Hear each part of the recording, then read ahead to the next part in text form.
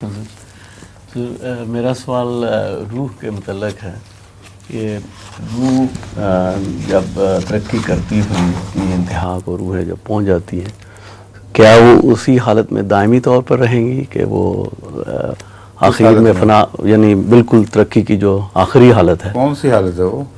یہی جو آخری سٹیج ہے، بتائیں تو صحیح کون سی ہے؟ آپ نے کیا معین کی ہوئی ہے تبھی تو آپ سوال کر رہے ہیں؟ یہ آخری سٹیج کون سی ہے وہ یہ میں سوچ رہا تھا کہ اللہ تعالیٰ کی جو صفت میں ایک یہ ہے کہ واحد ہے، اللہ تعالیٰ اکیلا ہے، تو کیا وہ روحیں جب آخری سٹیج میں پہنچ جائیں گی تو وہ فنا ہو جائیں گی اور اللہ تعالیٰ صرف رہ جائے گا، یا وہ شامل ہو جائیں گی یا کیا اللہ تعالیٰ میں، یا کیسے؟ ہاں جی، آخری سٹیج تو مجھے سمجھ نہیں آ رہی۔ روح کی ترقی کس سمت میں ہے؟ اللہ کی طرف ہے یا کسی اور سمت؟ اللہ کی طرف۔ جی، اللہ کی کوئی آخری سٹیج ہے؟ نہیں۔ پھر آخری سٹیج کہاں سے آئے گی روح پر؟ تو وہ دائمی رہیں گی، دائمی ترقی کریں گی جی، ایک لامتناہی اچھا، اعلیٰ وجود کی طرف، جی جی جو لامتناہی ہے، جی سمجھے؟ جی جی اس کے دونوں کنارے زمانے کے لحاظ سے بھی لامتناہی ہیں، جی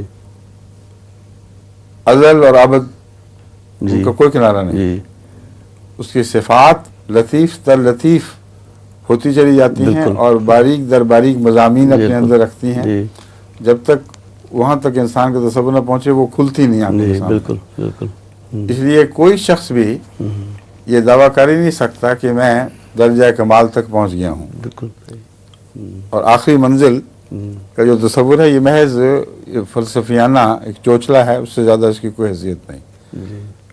میں نے پہلے بھی ایک دفعہ حضرت مسلم موعود کا شاید کئی دفعہ بیان کیا ہو، واقعہ بیان کیا تھا کہ ایک صوفی منش انسان جو سمجھتا تھا کہ میں بہت ہی پہنچا ہوا ہوں اور کسی کو میرے سامنے ٹھہرنے کی توفیق نہیں ملتی، وہ قادیان پہنچ گیا، اور حضرت مسلم موعود اس وقت مجلس میں بیٹھے ہوئے تھے، سوال و جواب کی مجلس جو لگا کرتی ہے۔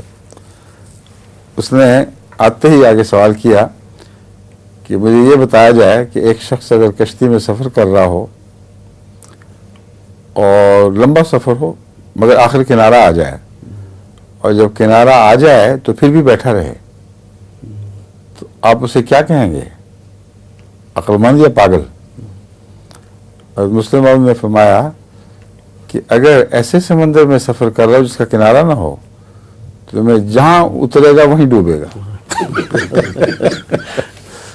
کتنا لمبا سفر کر جائے وہی غرق ہو جائے گا۔